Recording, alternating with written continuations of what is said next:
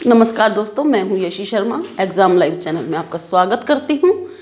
पिछले वीडियो में हम आपको स्वर बता रहे थे, तो स्वर के कुछ ऐसे भी प्रश्न हैं जिनके बारे में जो हमने जानकारी दी थी उसमें नहीं बताया गया था। अक्सर ये प्रश्न वैकल्पिक विषयों में पूछ लिया जाता है कि उदासीन स्वर कौन सा है।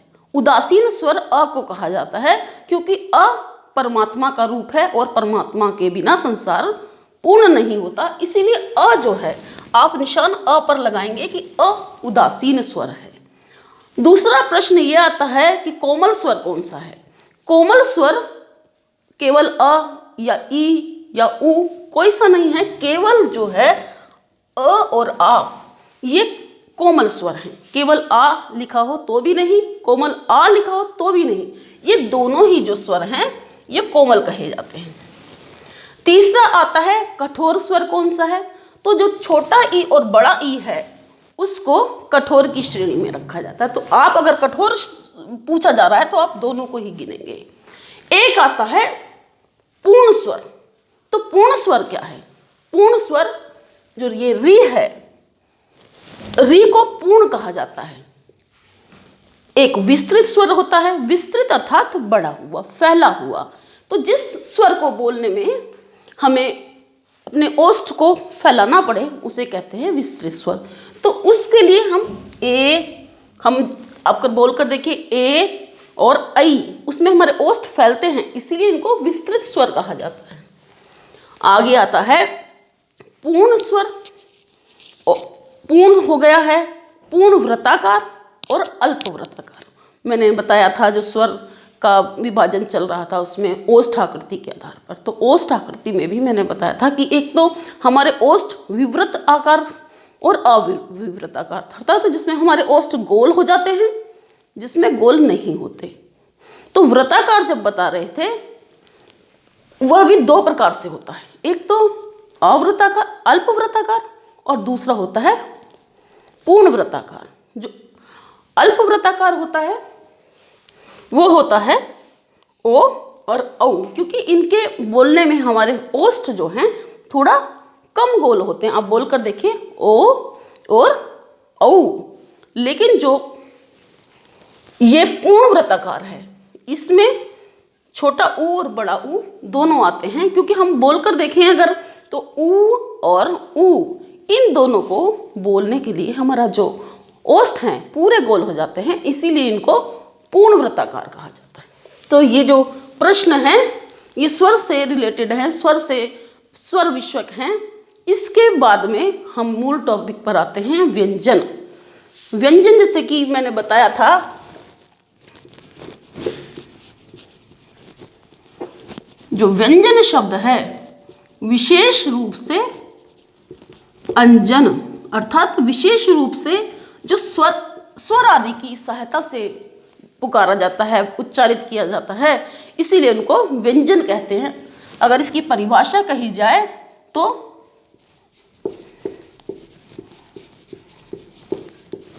जो वर्ण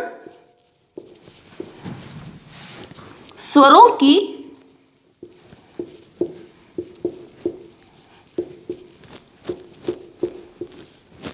सहायता से उच्चारित हों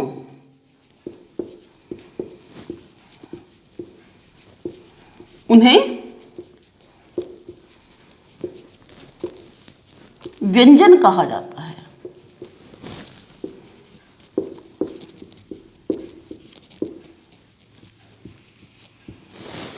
अर्थात जो स्वरों की सहायता से उच्चारित हो उन्हें व्यंजन कहा जाता है। यदि हम स्वर उसमें न लगाएं तो वह अपूर्ण रहते हैं। अर्थात पूर्ण स्वर, पूर्ण व्यंजन कौन सा होगा और दूसरे अपूर्ण व्यंजन कौन सा होगा। यदि हम पूछने लगे तो पूर्ण व्यंजन क्या है, यदि इसमें क प्लस अ टोटल अगर ये लिखा हो क, तो ये पूर्ण है, क्योंकि इसमें व्यंजन है, स्वर है। और यदि हम ऐसे लिख दें तो क्योंकि इसमें स्वर नहीं है ये अपूर्ण है। तो पूर्ण जब होगा जब इसमें कोई मात्रा लग जाएगी। अब व्यंजन हम वर्गीकृत करते हैं। व्यंजनों को वर्गीकृत करने के लिए उसका विभाजन दो प्रकार से करा जाता है। एक तो है प्रयत्न के आधार पर,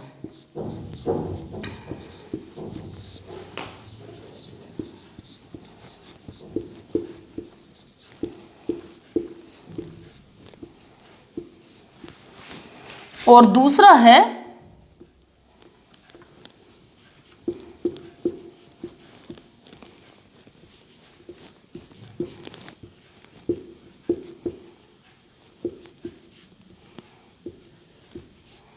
एक तो है प्रयत्न के आधार पर, दूसरा है उच्चारण के आधार पर। अब प्रयत्न के आधार पर अर्थात किसी वर्ण को बोलने के लिए, किसी व्यंजन को बोलने के लिए हम जितना प्रयत्न लगाएं, हम जितनी कोशिश करें, उसे प्रयत्न के आधार पर जानते हैं। तो प्रयत्न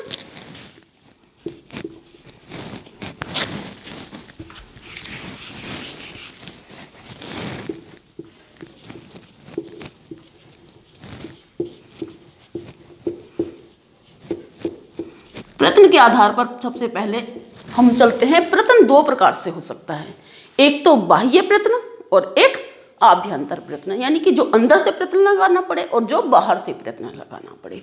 तो प्रयत्न के आधार पर हम इसकी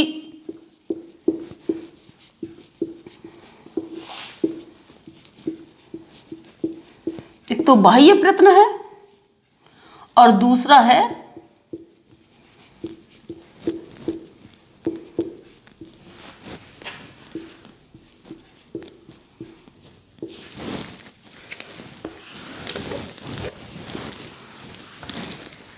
बाह्य प्रयत्न, दूसरा है आभ्यंतर प्रयत्न। आप देख लीजिए आभ्यंतर का क्या मतलब होता है।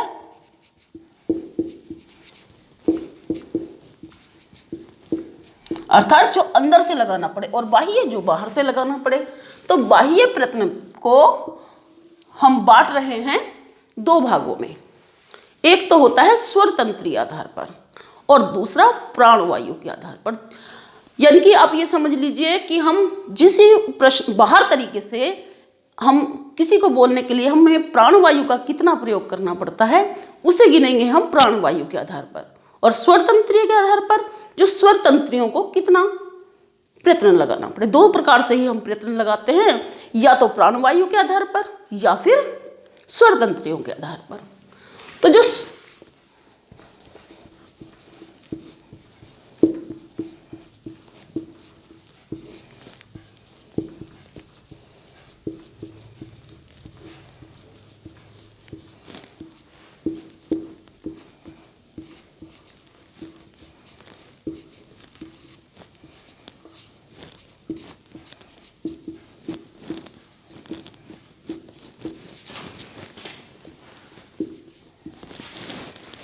स्वर तंत्रीय आधार पर और प्राणवायु के आधार पर।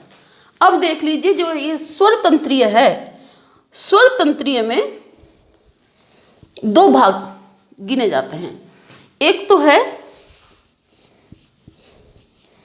सघोष, दूसरा है अघोष। और प्राणवायु में आता है एक तो अल्प प्राण, दूसरा महाप्राण। आप शब्दों से यदि समझ रहे हो अल्प और महा, यानी कि अल्प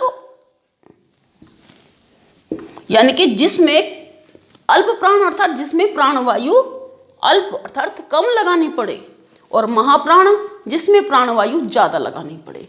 तो इस प्रकार से हम समझ सकते हैं स्वर तंत्रीय आधार पर सघोष और अघोष की श्रेणी बांटी गई है, और प्राणवायु के आधार पर अल्प प्राण और महाप्राण की श्रेणी बांटी गई है। प्राणवायु किसी में कम लगानी पड़े, किसी में ज्यादा लगानी पड़े। जिसमें कम लगाई जाए उसे अल्प प्राण कहेंगे, जिसमें ज्यादा लगाई जाए उसे महाप्राण कहेंगे। तो सघोष और अघोष इसमें इनको गिनते हैं। इस सघोष क्या है?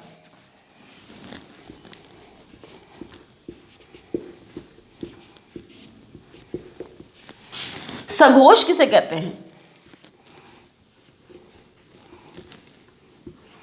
जब व्यंजनों, या कह सकते हो आप जिन व्यंजनों के उच्चारण में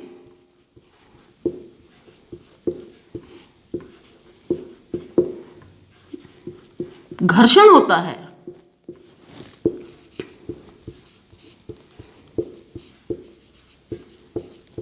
अर्थात जब हमारी जीभ जो है घर्षित होती है, रगड़ती है, उनको सघोष कहते हैं। और अघोष किसे कहते हैं?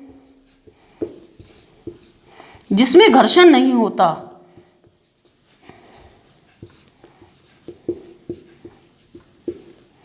जिनमें घर्षण ना हो,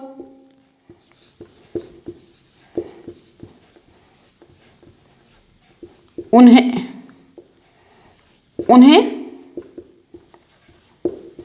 अघोष कहा जाएगा।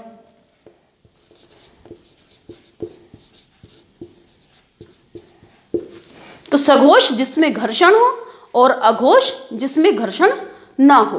तो आइए इनके उदाहरण देखते हैं, सघोष और अघोष के।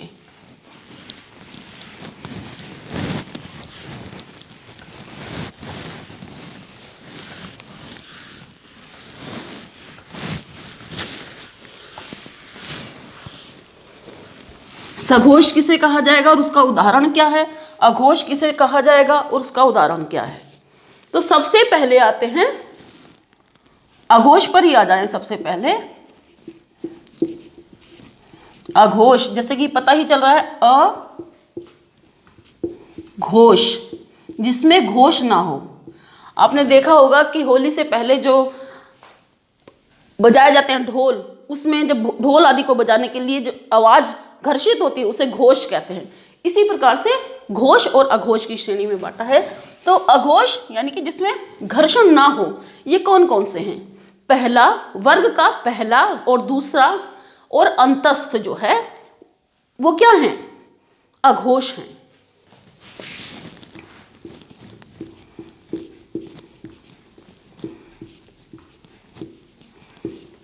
पहला, दूसरा,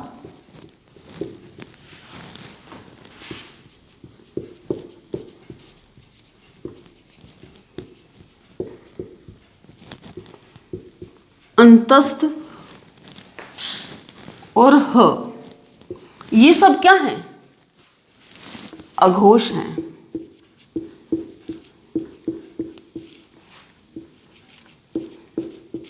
आप देख लीजिए, जैसे कि क है और ख, च, छ, और आप कह सकते ट, ठ, प, फ, त और थ। एक तो ये हो गया, दूसरा य, र, ल और व, एक बच जाता है ह। इसकी श्रेणी क्या है? इसकी श्रेणी है अघोष। दूसरा है सघोष।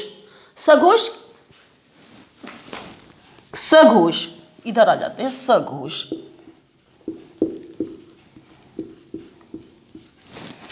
सघोष किसे कहा जाए? जिसमें घोष हो, जिसमें घर्षण हो। स घोष, घोष के साथ। इसमें कौन सा है? वर्ग का तीसरा, चौथा, पांचवा तथा ऊष्म व्यंजन जो हैं वो सघोष की श्रेणी में आते हैं। तो इसको ऐसे लिख लेते हैं, वर्ग का तीसरा, चौथा, पांचवा और जो ऊष्म व्यंजन हैं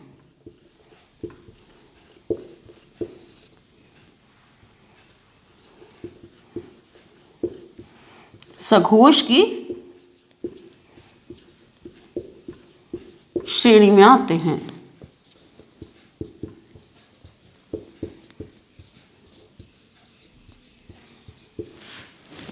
तो ये हो गया सघोष और अघोष, यानी कि कौन सा हो गया।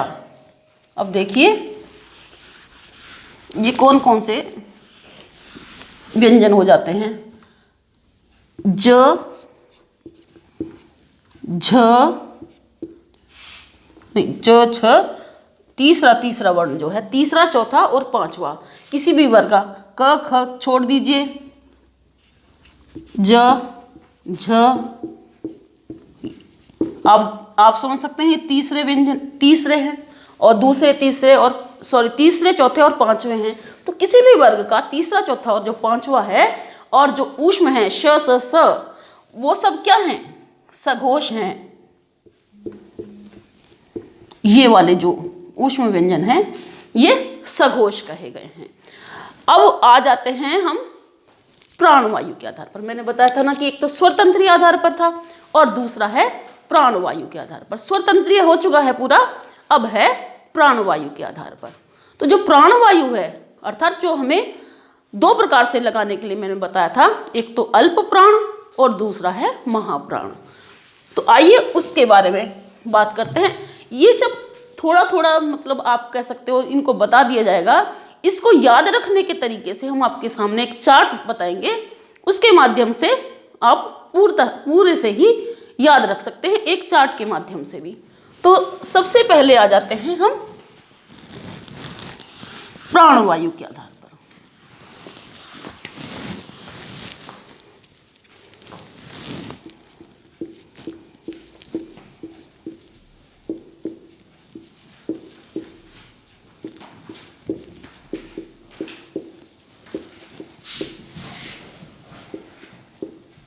सघोष और अघोष हुआ है वो स्वरतंत्रीय आधार पर हुआ है। अब प्राणवायु के आधार पर आ जाते हैं।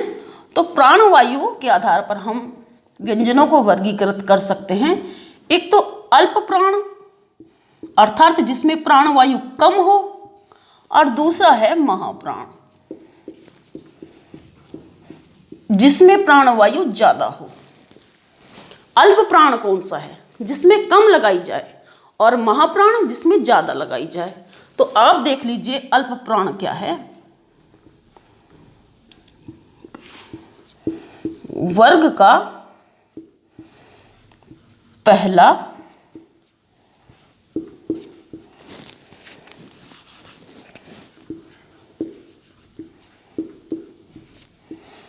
तीसरा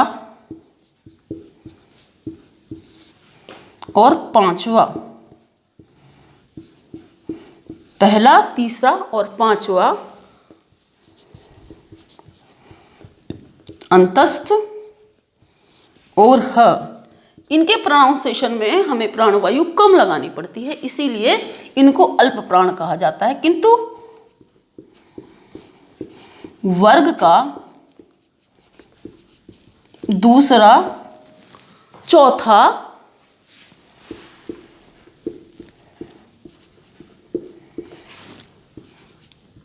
और ऊष्म व्यंजन जो हैं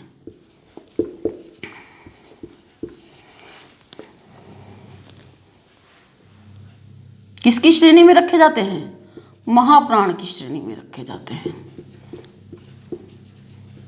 अब इनको ही क्यों रखा गया है, क्योंकि इनके, आप बोलकर देखिए, यदि आप बोलते हैं वर्ग का कोई भी पहला, तीसरा और पांचवा, तो उनके बोलने के लिए आप बोलकर देखिए क, ख।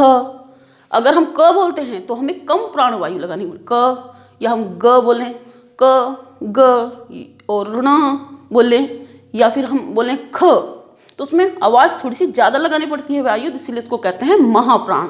और जिसमें क में कम लगानी पड़ती है उसे कहते हैं अल्प प्राण। तो इसीलिए प्राणवायु के आधार पर इसके दो विभाजन किया गया है, अल्प प्राण और महाप्राण। ये जो है इसमें भी कम लगाना पड़ता है, अंतस्थ में भी कम लगाना पड़ता है, इसीलिए हम इसको अल्प प्राण की श्रेणी में रखते हैं। तो आइए वो जो मैं बता रही थी आपको चार्ट के माध्यम से भी हम उसको देख लेते हैं और समझ लेंगे और याद करने का आसान तरीका बता देते हैं। तो आइए देखते हैं, ये है बाह्य प्रयत्न का स्वरतंत्र के माध्यम से और प्राणवायु के आधार पर। तो ये जो स्वरतंत्रीय आधार है ये है अघोष सघोष की श्रेणी, और प्राणवायु का आधार है अल्प प्राण और महाप्राण की श्रेणी। अब देखिए, ये है वर्ग का पहला दूसरा, ये क्या है अघोष है पहला और जो है दूसरा, तथा ऊष्म व्यंजन ये क्या है, ये क्या है अघोष हैं, और दूसरा क्या है सघोष, जो तीसरा चौथा और पांचवा है। अब ये जो है अल्प प्राण, अल्प प्राण में अल्प प्राण क्या है जिसमें प्राणवायु कम लगती है, और महाप्राण क्या है जिसमें प्राणवायु ज्यादा लगती है। तो अल्प प्राण क्या है जिस य और र और ल और व इनमें भी प्राणवायु कम लगती है, इसीलिए ये अल्प प्राण की श्रेणी है। और महाप्राण जिसमें प्राणवायु ज्यादा लगती है, ये तीसरा चौथा और पांचवा है सघोष, और अल्प प्राण महाप्राण की ये वाला दिया गया है अल्प प्राण और महाप्राण के लिए। तो इस तरह से आप इसको याद रख सकते हैं। तो आपको ये वीडियो कैसी लगी आप हमें ज़रूर बताएं। धन्यवाद, फिर बने रहें।